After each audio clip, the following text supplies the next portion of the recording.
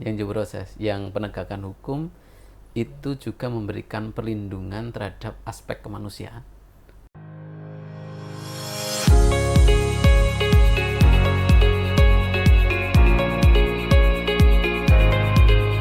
Bismillahirrahmanirrahim. Assalamualaikum warahmatullahi wabarakatuh. Alhamdulillah pada kesempatan kali ini kita hadir di podcast Ngopi Bajak, Ngobrol Pintar bareng Jaksa. Dan Ngopi Bajak ini merupakan inovasi Kepala Kejaksaan Tinggi Aceh Bapak Yudi Triadi SHMH melalui Seksi Penerangan Hukum Bidang Intelijen Kejaksaan Tinggi Aceh.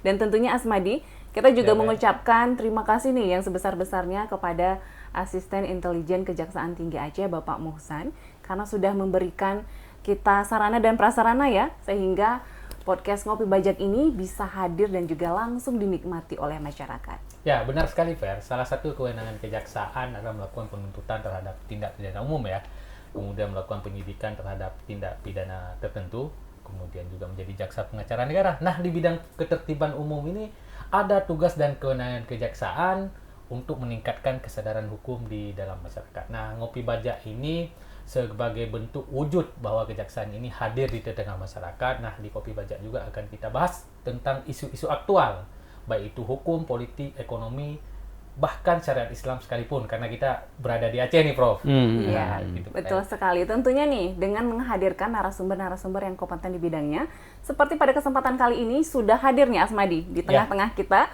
Beliau adalah Guru Besar Hukum Pidana pada Universitas 11 Maret dan sekaligus juga Ketua Komisi Kejaksaan Republik Indonesia. Beliau adalah Profesor Dr. Pujiono Suwandi, SHMH. Selamat datang Prof di podcast Ngopi Bajak. Bagaimana kabarnya Prof? Alhamdulillah baik. Selamat sore. Sorry ya, Prof. Gimana perjalanan dari Jakarta ke sini? Melelahkan, Prof? Jauh ya. Kemarin karena ada landasannya yang runway-nya yang ada masalah karena ada yang banyak pecah pesawat, belum bisa dievakuasi. Kita mau sampai Aceh, balik lagi ke Kuala Namu, nunggu sekitar hampir 1 jam, balik lagi ke cukup berjuang lah Prof ya. Ya alhamdulillah. Harus balik lagi Prof ya. Ya demi keselamatan lah, kita ikutin aja lah. Kalau di Aceh udah sempat kemana aja dan mencicipi cita rasa kuliner apa aja nih Prof?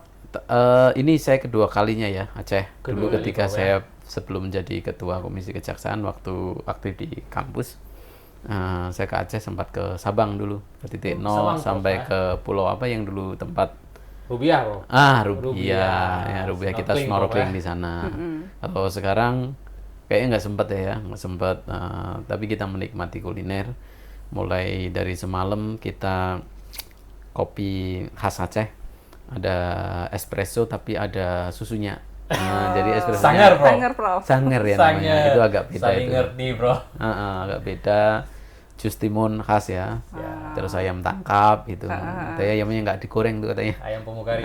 Nggak ayam disembelih katanya, langsung tangkap gitu. Nah, Prof, pada hari ini kita di Ngopi Bajak mungkin akan sedikit berbincang-bincang tentang penegakan hukum yang berkeadilan dan bermartabat, Prof. Nah, diketahui bahwa kejaksaan ini sebagai salah satu lembaga penegakan hukum, Prof. Nah, khususnya di bidang penuntutan. Nah, pada hari ini juga Prof hadir selaku ketua komisi kejaksaan. Iya. Nah, masyarakat kan bertanya-tanya nih, sudah ada kejaksaan sebagai lembaga penegakan hukum. Nah, ini ada pula lagi yang namanya komisi kejaksaan. Nah, sebenarnya apa ini komisi kejaksaan, Prof? Dasar pembentukannya, komisionernya siapa yang milih, Prof? Tanya nih masyarakat, Prof.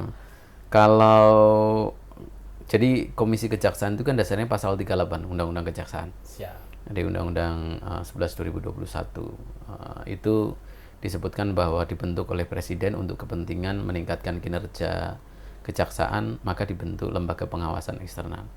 Kita eksistensinya seperti Kompolnas ngawasin polisi, Komisi Yudisial ngawasin hakim. Ya, jadi ini lembaga-lembaga non struktural yang berada di luar, tapi tugasnya adalah mengawasi institusi yang melekat. Dalam konteks ini ya kalau KZ ke hakim, Kompolnas ke polisian, terus Komjak itu ke kejaksaan. Kita di bawah presiden. Di bawah presiden ya, langsung, langsung dilantik, dipilih oleh presiden. Dasarnya adalah ya tetap ada proses Pemilihan, Prof, ya? Ya, proses yakin daftar segala macam lah, ada ujian segala macam, jadi dari masyarakat, terus kemudian ada unsur pemerintah 3 orang. Nah kebetulan saya bersama 2, kan ada komponennya itu ada 9 tuh, 9 tuh 5 orang itu jaksa, yang 4 itu adalah masyarakat ya, termasuk akademisi, Prof. Ya, akademisinya kebetulan ya saya, dan yang dari 9 ini 3, 2 jaksa dan saya itu wakil pemerintah. Jadi langsung kemudian ditunjuk oleh presiden. Oh, Nah, tadi berarti memang ada komisinya untuk mengawasi kejaksaan sendiri, walaupun di kejaksaan sendiri memang sudah ada pengawasan yang internalnya. Ya, ada Jamwas. Ya, betul. Prof, ya. Nah, Prof, sesuai tadi Asma disampaikan bahwa tema kita pada hari ini adalah penegakan hukum yang berkeadilan dan bermartabat. Kan kalau salah satu aspek penting dari dalam Pancasila nih dan praktek yang paling dirasakan oleh masyarakat itu bisa kita lihat di sila kelima nih, Prof. Keadilan sosial bagi seluruh rakyat Indonesia. Dan keadilan ini kan juga merupakan satu pilar dasar bagi terciptanya masyarakat yang sejahtera dan juga bermartabat. Nah, kalau kita berbicara mengenai keadilan dan bermartabat, kira-kira penegakan hukum yang berkeadilan dan bermartabat itu seperti apa sih kalau menurut pandangan Profesor sendiri? Kalau kita rujuk pandangan Kelsen ya, terus kemudian yang diterjemahkan secara lebih operasional oleh Nawiansky misalnya, dalam norma itu paling tinggi setelah stat fundamental norm, kita punya Pancasila itu dalam menegakkan hukum, terus kemudian konstitusi. Yang paling tepat kalau kemudian di Pancasila itu dalam menegakkan hukum sila kedua. Jadi kemanusiaan yang adil dan beradab ya, itu yang paling tepat. Sehingga ketika kita ngomongin keadilan itu adalah keadilan yang beradab, sehingga penegak hukum itu kalau dalam proses misalnya pidana ya, dalam proses pidana itu kita kenal ada 2 pendekatan yang populer, yaitu crime control model dan juga due process of model. Nah ini yang due process tuh ya, yang due process, yang penegakan hukum itu juga memberikan perlindungan terhadap aspek kemanusiaan. Ya, nah, kemanusiaan yang adil dan beradab, sehingga adil dan bermartabat itu di sini nih. Ya, adil dan bermartabat dari sila kedua, Prof. Dari sila kedua ini. Nah, syarat untuk kemudian bisa bermartabat apa? Syarat untuk bermartabat itu ibarat kita nyapu lantai yang kotor, sapunya harus bersih. Iya kan? Bagaimana sapu itu bersih? Harus punya integritas yang baik. Nah, integritas itu seperti kalau orang Aceh ngomong iman kan, yazidu wa yankus. Kadang bisa naik, kadang bisa turun. Ya, itu integritas. Orang yang hari ini bisa jadi teriak-teriak soal integritas, dia paling integritas, tapi di hari yang lain bisa jadi dia paling tidak berintegritas. Karena naik turun itu. Nah, oleh karena itu, bagaimana cara menjaga agar integritas ini tetap solid, integritas itu tetap terjaga? Salah satu caranya adalah adanya lembaga pengawasan yang kuat. Termasuk lembaga yang eksternal. Ya, kita itu berbuat baik itu karena kan merasa diawasi. Kadang-kala bukan karena merasa diawasi oleh Tuhan, tapi merasa diawasi oleh orang lain. Oleh mata manusia. Gitu ya, oleh mata manusia kan.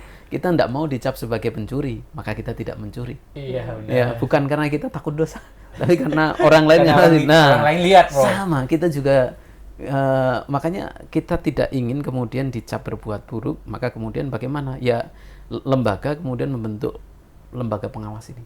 Nah, lembaga pengawas ini baik itu internal maupun eksternal, itu matanya banyak, bisa melibatkan seluruh masyarakat. Lembaga ini kan sebenarnya kanal doang nih. Kanal saja, sehingga ketika kemudian masyarakat melihat perilaku aparat penegak hukum yang tidak baik, dia bisa melalui kanal ini.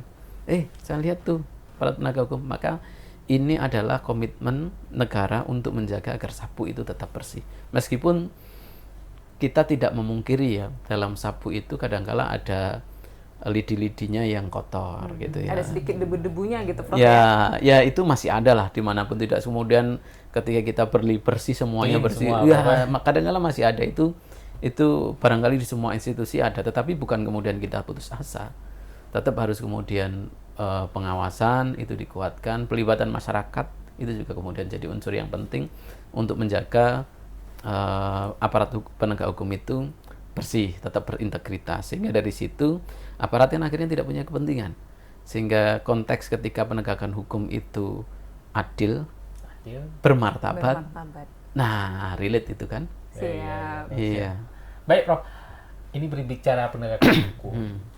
Itu sesuatu yang tidak luput juga dari asta cita Presiden kita Prabowo Subianto. Dalam salah satu asta cita dia, Bapak Presiden adalah memperkuat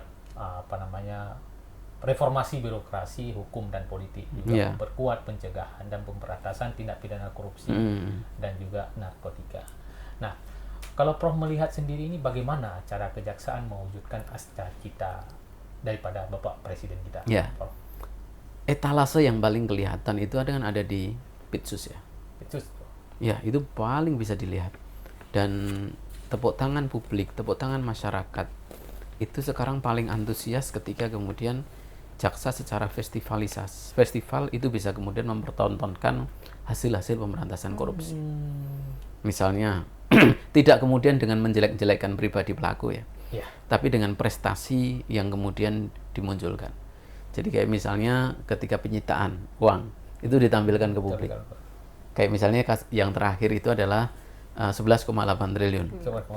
Ya, meskipun yang ditampilkan hanya 2 triliun. Ya, karena nggak muat, Bro. Karena bukan hanya nggak muat. Itu sebenarnya sudah saya dengar udah disiapin di lapangan tuh. Udah 11 triliun udah siapin, Bro. Bukan 11 triliunnya, sudah disiapin mau konferensi pers di lapangan. Tetapi gitu, uang cashnya yang nggak ada. 11 triliun banyak, Bro. Jadi itu bisa ngambilin bank kan. Bank-bank di Jakarta bisa macet itu ekonomi kalau kemudian diambil di situ. Dan tapi setidaknya itu memberikan tanda, memberikan sen bahwa kejaksaan itu adalah sekarang komit, ya? Institusi yang menurut saya paling serius dalam pemberantasan tindak pidana korupsi. Dan kemudian respon Presiden juga cukup baik gitu dalam pemberantasan korupsi. Jadi kepercayaan masyarakat tinggi, respon Presiden juga tinggi, kepercayaan Presiden tinggi. Sebagai bukti ya keluarnya Perpres 66 itu kan, yang tentang perlindungan terhadap jaksa oleh Polri dan TNI itu bagian dari respon Presiden bahwa Presiden percaya terhadap penegakan hukum yang dilakukan oleh kejaksaan. Sekali lagi, etalase yang paling kelihatan adalah di Pitsus. Makanya bagaimana semangat di Pitsus ini di Kejagung itu bisa kemudian menular, virus kebaikannya menular ke Pitsus sampai daerah-daerah nih. Benar. Nah, daerah nih. Nah, orientasinya bukan kemudian menghukum orang menurut saya tren sekarang ya dalam pemberantasan korupsi. Saya lebih sepakat ketika tren pemberantasan korupsi itu adalah pengembalian kerugian keuangan negara. Itu poinnya, Prof. Ya, itu poin. Kalau nangkepin orang tapi kemudian korupsi, kerugian keuangan negaranya tidak kembali. Ya, kerugian keuangan negaranya nggak kembali, korupsi juga masih marak. Coba kalau kemudian trennya berubah, pengembalian kerugiannya balik, penyitaan itu dilakukan secara masif. Nah, kemampuan intelijen teman-teman jaksa khususnya dalam pengusutan hasil tindak pidana korupsi itu harus kemudian lebih kuat lagi menurut saya. Lebih ke pemulihan aset. Nah, lantas kalau kita melihat nih, Prof, untuk penegakan hukum yang berkeadilan bermartabat seperti persampaikan, seberapa penting sih peran masyarakat dalam hal ini kalau menurut Profesor sendiri? Ya, fungsi penegakan hukum itu kan bukan hanya untuk kepastian ya. Tapi tadi disampaikan adalah keadilan dan kemanfaatan. Kalau kemudian kita lihat yang namanya ngomongin soal keadilan itu bukan hanya kepada tersangka, tapi juga kalau kita ngomongin soal korupsi, seberapa banyak kemudian kerugian yang diderita oleh negara itu bisa kemudian balik, dipulihkan. Ya, dipulihkan. Seberapa banyak kemudian juga nanti bisa memberikan manfaat. Jadi penegakan hukum itu harus punya impact. Apalagi ketika kita ngomongin soal KUHP. Semangat KUHP sekarang bukan menjadikan pidana badan itu ultimum remedium. Primum remedium. Tapi itu dijadikan ultimum. Nah, karena kan pendekatannya bukan retributif lagi, tapi korektif, rehabilitatif, dan juga restoratif. Nah, penegakan hukum harus kemudian diarahkan ke sana. Korektif itu bahwa harus memperbaiki. Ya, bahwa perbuatannya itu salah. Ya, salah. Sehingga ada koreksi. Terus rehabilitatif itu adalah dia kemudian tidak kemudian mengulang perbuatannya lagi, dan kemudian ini adalah memberikan efek deterrent, ya, deterrent bukan hanya pada dia tapi juga orang lain. Kalau ternyata dia cerita oh di penjara enak kok. Kalau kita punya Makan uang, gratis. kalau kita punya uang, kita bisa kemudian dapat fasilitas. Iya. Iya kan? Maka orang bisa korupsi sebanyak-banyaknya untuk kemudian hidup nyaman di penjara. Iya. Tapi kalau kemudian sekarang dirubah nih, kita korupsi, uangnya kemudian disita. Dan kalau disita, banyak hal kita dimiskinkan. Dimiskinkan. Miskin gak enak. Ya kan? Benar. Udah. Orang akhirnya nggak usah korupsi saja lah. Nggak usah. Ngapain kemudian kita pertaruhkan hidup kita yang sudah nyaman, hidup kita yang sudah enak untuk kemudian jadi miskin. Berarti harus diganti mindsetnya begitu, Prof. Betul. Nah, bicara penegakan hukum di Aceh, Prof. Di Aceh kan ini kan daerah khusus. Setidaknya ada 3 kekhususan yang diberikan kepada Aceh ini. Bidang syariat Islam, adat istiadat dan juga pendidikan. Nah, yang paling menjadi isu-isu aktual itu kan di bidang syariat Islam, di mana Aceh bisa menerapkan kanun jinayah. Benar. Nah, kanun jinayah itu setidaknya ada 10 jarimah. 10 ya. 10 jarimah itu mungkin diatur juga di dalam undang-undang nasional. Nah, pada awal-awal dulu penerapan kanun jinayah ini, jaksa terkadang sering terjadi kesenjangan nih dalam penerapan. Ada yang mengatakan harus menggunakan hukum nasional, ada yang mengatakan harus menggunakan kanun jinayah. Nah, kalau Prof sendiri bagaimana melihat local wisdom ini dari Aceh ini untuk penerapan kanun jinayah, Prof?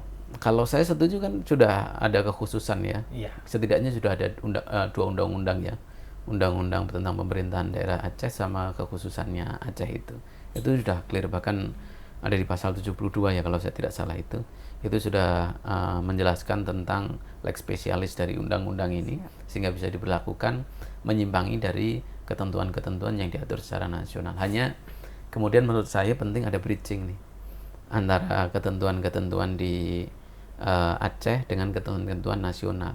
Kalau saya lihat nih bridgingnya belum muncul sehingga kelihatannya ada dualisme. Dualisme, Prof. Ya, pada satu sisi hukum Aceh yang sama sekali berbeda dengan hukum nasional. Sebagai contoh nih, pidana nggak ada namanya pidana cambuk. Ya, Ya Nasional di hukum nasional pidana pokok ya sekarang bahkan di KUHP baru kan hanya apa namanya penjara, denda, terus pengawasan, tutupan sama kerja sosial. Ya, nggak ada kemudian cambuk, nggak ada kemudian bahkan misalnya kita lihat akomodasi hukum Islam atau hukum adat pun itu masuknya di pidana tambahan. Siap. Nah oleh karena itu menurut saya momentum perubahan KUHP ini ya, ini jadi momentum penting untuk kemudian ada bridging ini, bridging antara hukum nasional dan hukum spesial yang ada di Aceh. Ya caranya nanti sederhananya atau singkatnya itu adalah masukin saja di ketentuan penutup tentang pengakuan hukum acara kanun jinayat di Aceh di dalam ketentuan penutup, selesai. Sehingga dari pengakuan itu itu jadi bridging sehingga kita tidak lagi berdebat soal dualisme. Hukum Aceh kok seperti itu, hukum nasional seperti itu, nggak ada perdebatan itu lagi. Baik. Nah, kalau kita juga berbicara mengenai ada seperti Prof sampaikan tadi ada dualisme gitu antara hukum nasional dan juga hukum jinayah di Aceh. Kan kalau kita berbicara juga mengenai jaksa, ini kan kerjanya di seluruh Indonesia nih. Tentunya juga menurut Profesor sendiri kompetensi apa yang harus dimiliki oleh jaksa seluruh Indonesia yang nantinya bisa bertugas di Aceh? Bisa nih, jadi Prof? dia tugas di Aceh. Nah, kan kita nggak tahu nih, Prof. Gitu. Bukan hanya di Aceh ya, tapi juga di banyak tempat. Kalau misalnya akomodasi tentang di pidana tambahan itu adalah ketentuan-ketentuan hukum adat, ya di masyarakat adat ya, ketentuan masyarakat adat.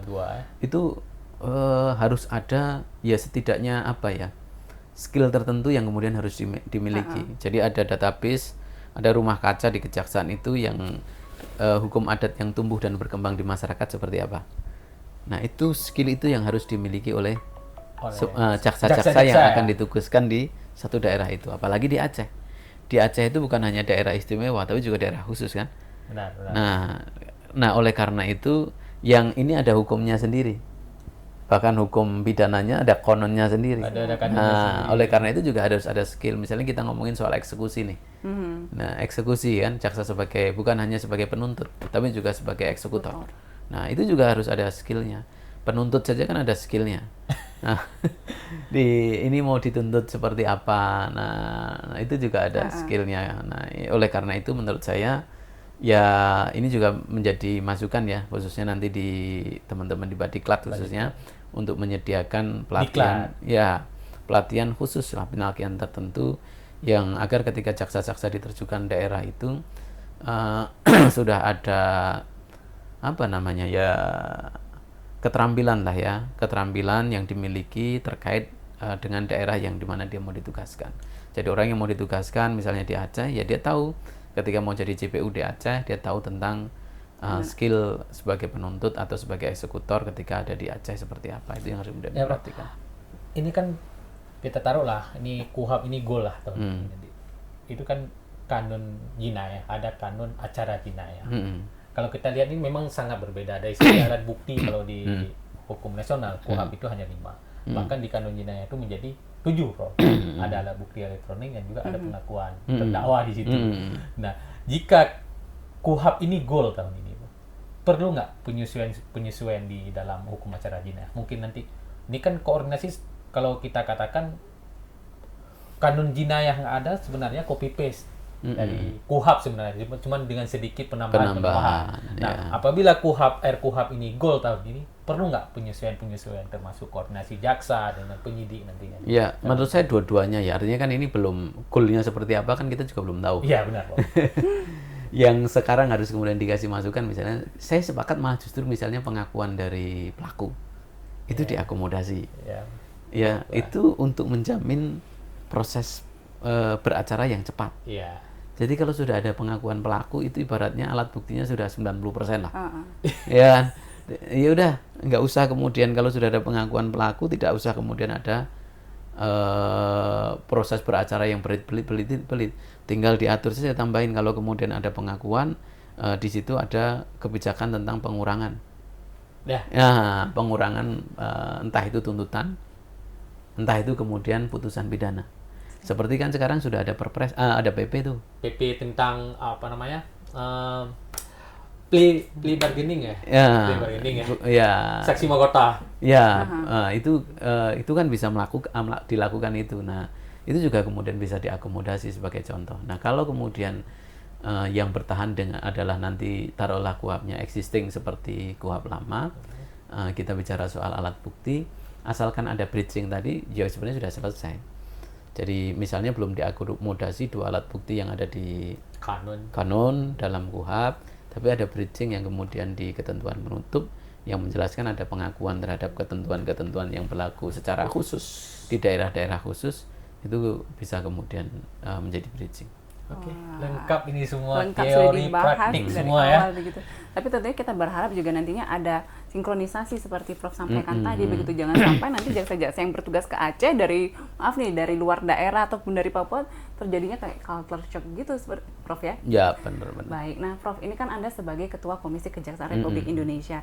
Mungkin pertanyaan terakhir nih kalau dari saya nih, Mas Madi.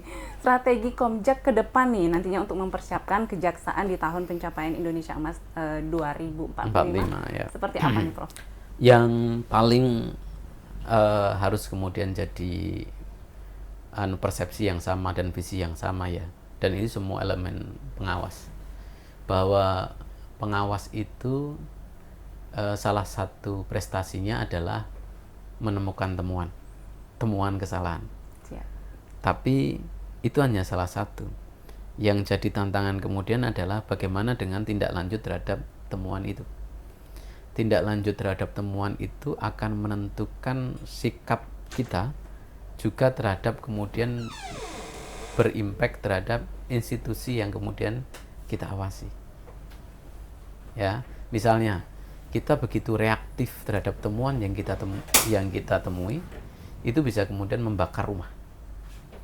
Ya kan? Membakar rumah.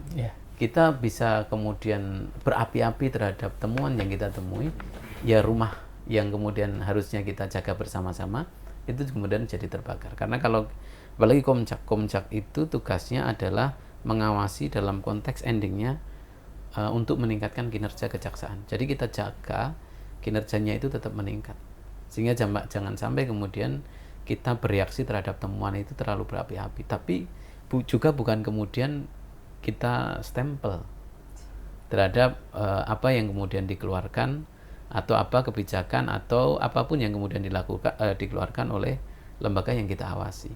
Ya, jadi kita memberikan kritik, memberikan masukan, memberikan evaluasi, itu kita lakukan. Ada sesuatu yang harus kemudian kita komunikasikan tanpa membuat gaduh, ada sesuatu yang kemudian kita press untuk kemudian bisa dilaksanakan dengan sebaik dan setepat mungkin. Mungkin terakhir juga dari saya nih, Prof. Ya, siap. Kan Prof, Kejaksaan Tinggi Aceh itu pasti tidak luput dari pantauan dari Komja. Kalau Prof sendiri dari Komja melihat kinerja dari Kejaksaan Tinggi Aceh ini gimana? Kita apresiasi. Alhamdulillah. Dua jempol gitu, Prof, ya? Jempol. Iya, udah. Berarti udah cukup. Kalau udah 2 jempol berarti Iya, oke ya. udah cukup bagus ya. Berarti intinya mengawasi tapi untuk meningkatkan kinerja, jangan sampai nanti melemahkan gitu, Prof, ya? Ya, benar. Baik. Terkait dukungan WBK gimana nih, Prof? Ya, kita dukung, nanti tinggal Maju, kita Prof, kita dukung, tinggal nanti tim inspeksi tim lapangan ya. Siap. Ya. Nanti tim lapangan nanti yang akan melihat secara langsung, Benar. memberikan penilaian. Tentunya kita harus objektif juga. Objektif juga. Tentunya juga kita akan menanti seperti apa sih nantinya begitu, Asmadia. Benar Penasaran sekali, juga Fer. nih. Iya. Tapi nggak terasa nih, kita juga lama udah juga di ya. penghujung acara, sudah banyak tadi informasi yang Prof sampaikan tadi, mulai dari pengawasan yang dilakukan oleh Komja begitu sampai teori-teori, dan juga nanti semoga walaupun ke depan kalau RUU-nya ini goal, kita berharap juga seperti Asma disampaikan tadi, Ada harmonisasi. ada dengan- harmonisasi. kanun acara jinayah gitu. Prof. Ya, betul. Baik. Terima kasih Prof Siap, atas Mas kesempatan pada hari ini. Mbak Vera. Baik, kita ucapkan juga sekali lagi terima kasih. Selamat menikmati beberapa hidangan-hidangan lagi nanti insya Allah ya Prof yang disuguhkan Amin, nanti amin, di amin. Aceh. Dan tentunya juga untuk sahabat Ngopi Bajak begitu ya. Selain ini kita juga nantinya akan hadir lagi di podcast-podcast selanjutnya dengan narasumber-narasumber yang tidak kalah kompeten di bidangnya dan dengan tema-tema yang tidak kalah super dupernya begitu, Benar Asmadi. sekali, Bre. Dan tentunya juga terakhir nih, ngopi dibajakin Dibajakin aja.